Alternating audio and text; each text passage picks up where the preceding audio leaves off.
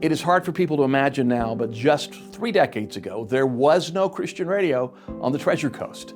And if you wanted to listen to Christian music, you had to go to a bookstore and listen to albums or cassettes of people whose names you didn't recognize and just sort of guess and buy what you wanted.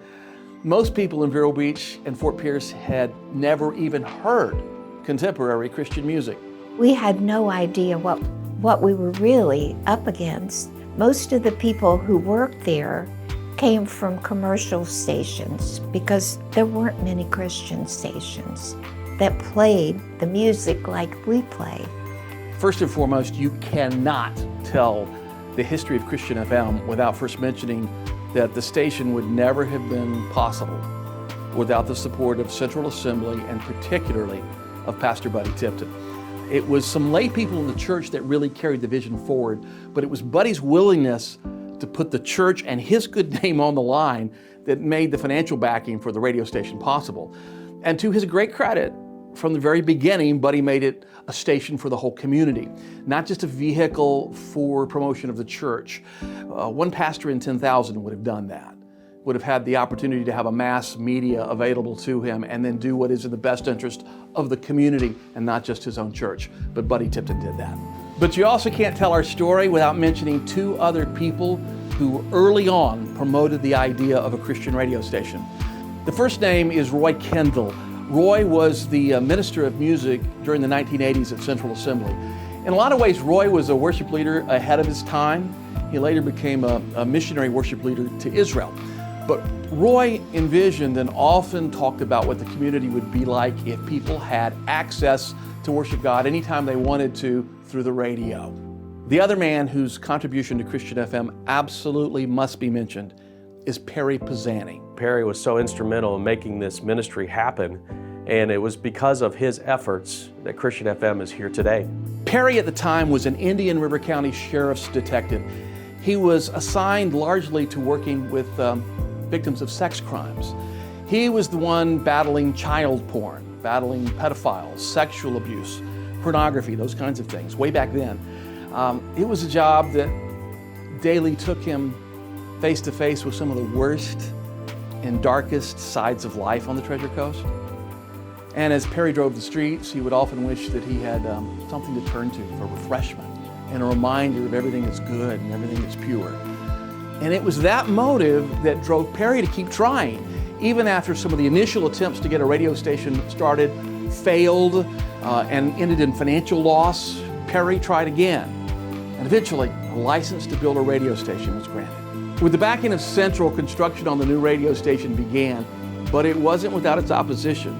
There were quite a few area residents that stood against a new tower being built in the county, especially one that was dedicated entirely to a faith message. But in the end, on February 1st, 1990, WSCF-FM signed on the air, the very first contemporary Christian radio station on the Treasure Coast, and the first station heard on Florida's East Coast. When we first went on the air, first time everybody in this county, most of the people, had never ever heard contemporary Christian music, and they were awestruck. We had so many phone calls from people who would say, wow, I like that kind of music. Never heard it before. But it quickly became obvious that starting a radio station and keeping it were 2 different things. During the station's first fundraisers, response was minimal. Local Christians had never heard Christian music that sounded like this. It was not what they expected.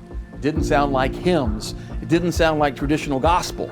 You know, Christian radio was not something that I had ever really even heard of. My idea of Christian music, not very good, because all I'd ever heard was pretty much the stuff I'd heard in church, and it just didn't fully connect with somebody like me at 20 years old. In fact, there was one church that thought it was kind of bad music because, you know, it didn't sound like a hymn and it didn't sound very churchy, so they kind of spoke against us. But despite the opposition, the audience began to grow. People had never heard anything like Christian FM. It was warm, it was fun, but it always seemed to touch something inside their hearts. we started to marvel at all the God encounters we were hearing about. People met God in very intimate, personal moments in their day-to-day lives, in their homes, in their cars, and life change started happening. Story after story started coming in. Listeners even came up with a name for it. They called it the right song at the right time. We had this call from one fella, and he said, you know, I was listening and the Holy Spirit filled my cab, and I had to pull my truck over on the side of the road. I was so overwhelmed with it. Thank you very much for doing it. Meanwhile, the new station faced some internal struggles within their staff. That first year, though, was really kind of rough on the station because none of these announcers, hardly anybody, including me, had never worked in anything but commercial radio stations. So they really didn't have the true spirit of what we were there to do. We were a ministry, not a business. And that was kind of hard to comprehend. And so things didn't go well. It was always, you know, just uneasiness until John Hamilton came and became our manager. I remember someone telling me when I first arrived in Vero Beach, that station will be off the air in 30 days. He hired Bart and Paul, Bruce, all those guys. He put a team together that would knock your socks off.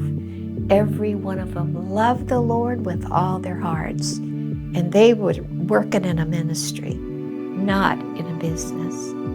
By the mid-1990s, the station was consistently among the highest rated stations on the Treasure Coast, becoming very much a part of the fabric of the Treasure Coast community. It has always been part of our vision that we would never sound like a club to which people didn't belong. In 2009, the name Christian FM took on a new meaning, actually in the middle of an economic downturn. The Christian FM Networks was formed to begin sharing our content with other radio stations all over the country.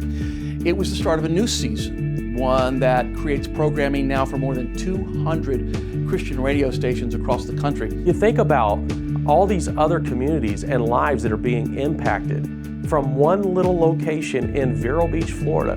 Who would have thought this could ever be possible? But because of technology, God has given us such a platform to reach out and touch lives in meaningful ways.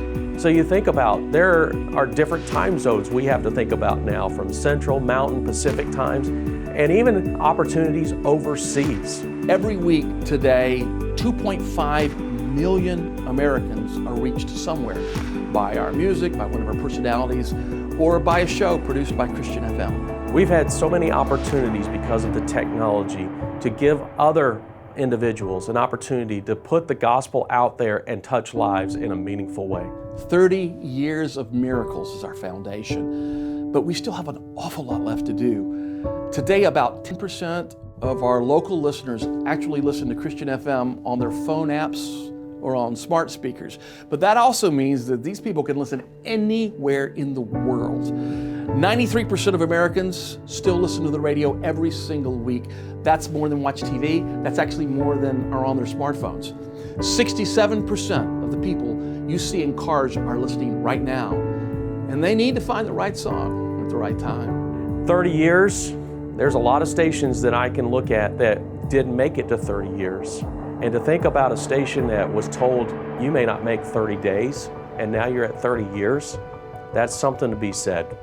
For every life touched at just the right time, for every ear that catches a song and turns their face towards heaven, for every prodigal that comes running home, for every heavy heart that suddenly lifts, for all the men who are inspired to become better fathers, better husbands, for every mother who found a place of encouragement that gave her the strength she needed right then, for every child's voice singing praise from the back seat, to all who seek, to all who become lovers of God, thank you for supporting Christian FM. With your help, we'll continue to be here, meeting new challenges, new technologies, new opportunities, but still creating opportunities for people to become inspired in their faith, to know Jesus as the source of life, and to be encouraged to live a life that makes a difference.